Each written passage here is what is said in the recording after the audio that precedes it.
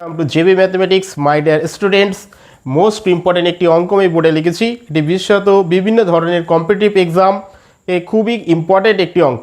অঙ্কটি হচ্ছে দেখো 0.0000025 সংখ্যাটি 0.00005 মধ্যে কতবার আছে, অর্থাৎ এই সংখ্যাটির মধ্যে এই সংখ্যাটি কতবার আছে, এর মধ্যে এ কতবার আছে।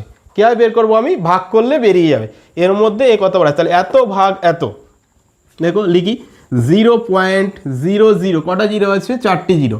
005 ভাগ আন্ডারলাইন দিয়ে লিখতে হয় 0.1234 5টি জিরো, 1234 5টি জিরো, 1234 5টি জিরো 25। এবার ভাগ করবো কীভাবে? দেখো এখানে দশমিকের পরে ক ঘর আছে? 1 2 3 4 5। দশমিকটা কীভাবে তুলতে হয়? ইনটু ওপরে দশমিকের জন্য নিচে দশমিক আসবে, দশমিকের জন্য 1, দশমিকের ডান দিকে যে কটি ঘর আছে সেই কটি শূন্য বসে।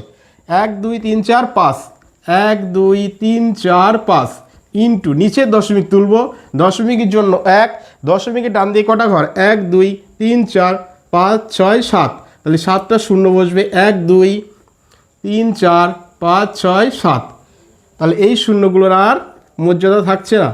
5 5 25, 3টে 2টো 5টা জিরো, 3টে 2টো 5টা জিরো কেটে গেল। এখন পড়ে রইল কত? এখানে 100, নিচেই 5 5 20 100। আমার অ্যান্সার কত? অ্যান্সার সি, অর্থাৎ এই সংখ্যাটির মধ্যে এই সংখ্যাটি 20 বার আছে।